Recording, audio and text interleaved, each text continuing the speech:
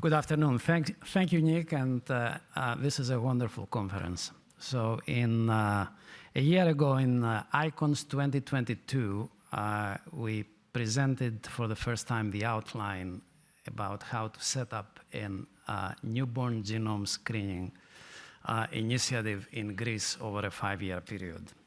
And this year, I will talk to you about the progress that has taken place in the past 12 months, literally. So some basic facts. Greece has a population of about 10 million, has 7 health regions, and the annual birth rate is 80,000 babies. So there is some cultural homogeneity, and there is a very strong social emphasis on health and prevention. So what you see in this slide is our initial network of what we put in place for a phase 1 trial, which is 1,000. We plan to enroll 1,000 babies. Incidentally, newborn screening was introduced in Greece in 1974. And up until the end of the summer of this year, there were 4 genetic diseases that were screened through biochemical screening, and now it has increased up to 33. So we set up one of the first tasks that we had was to engage our stakeholders, and they were obviously the healthcare providers, the public health officials, and of course our key constituency, which is the parents.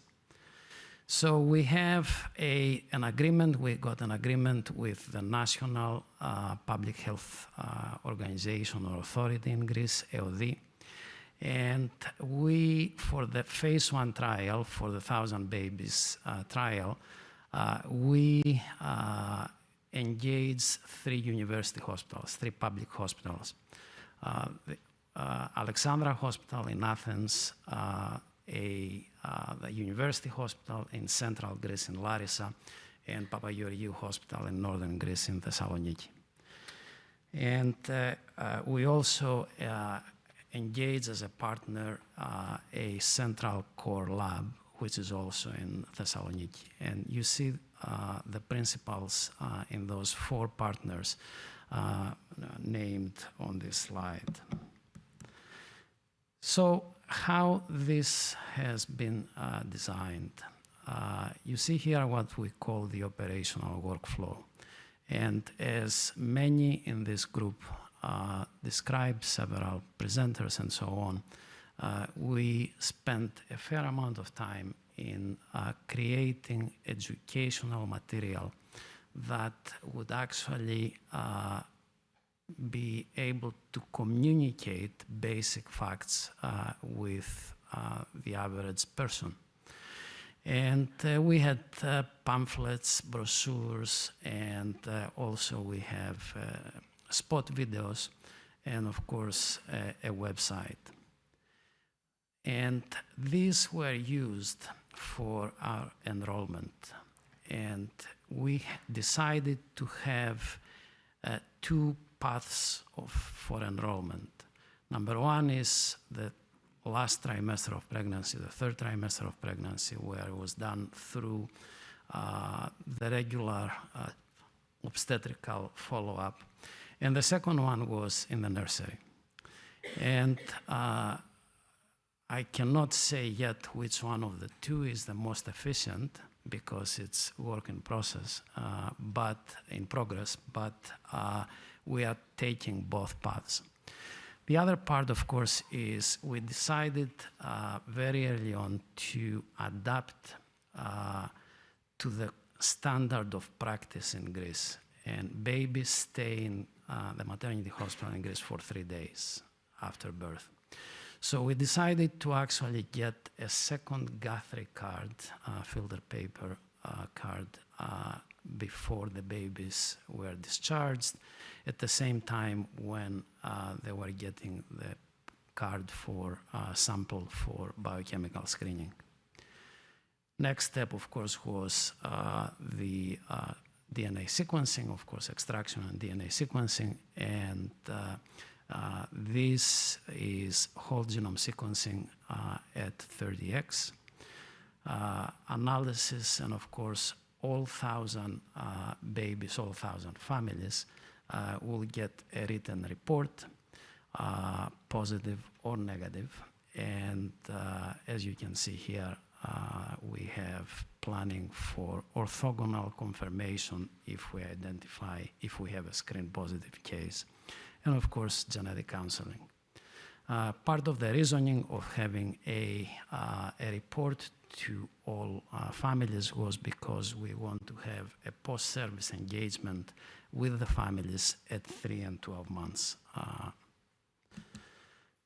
So here is the part that I want to also share with you, is that we started enrollment.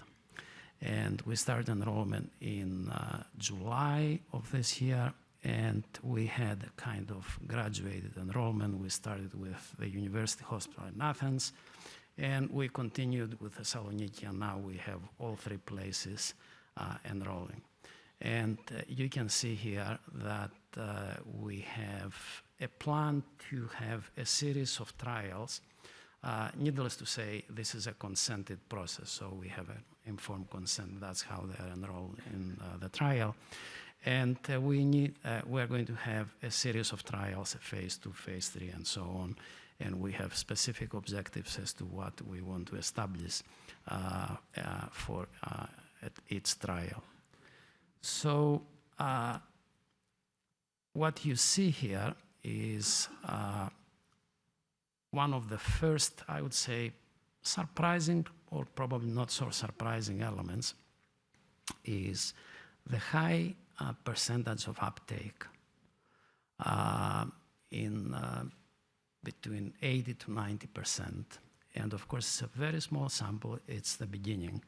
But what we saw is that practically most women, most parents decided that this is, after we explained to them, and it's a test that they would like their babies to have.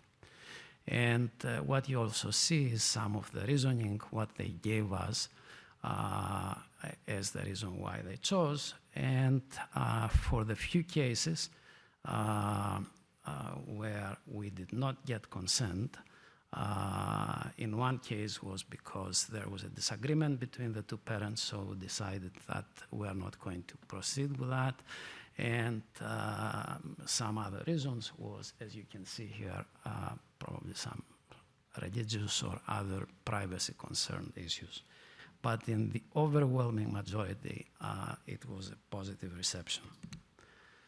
So again, here is some, one of the elements of the studies. We have a detailed prenatal intake form and a detailed neonatal form.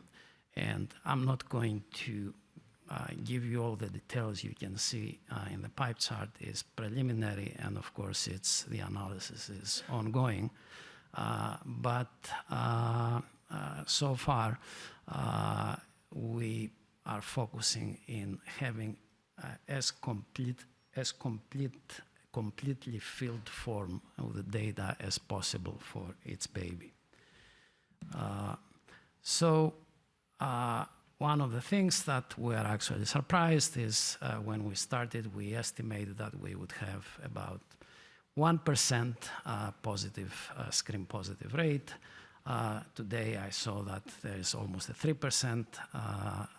Some studies reported that. So here is the first positive case in the 110 so odd cases. And you can see the clinical description here is a case with factor VIII deficiency. And we proceeded to, obviously, to study this, and we did as we had planned in the protocol, a family tree analysis, plus we analyzed the maternal aunt. And here is the result.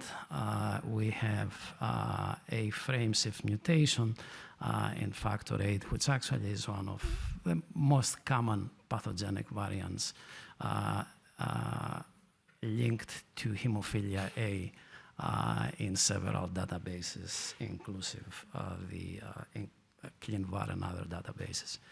And you can see the 3 people who actually contributed here in following through very quickly with this case is Yannis Vatselas, Michael Kilpatrick, and Athina Vervey. And I would like to end here by acknowledging some of the many people who are involved in this project. It takes a village, and without those people, we wouldn't be able to mount this trial. Thank you for your attention.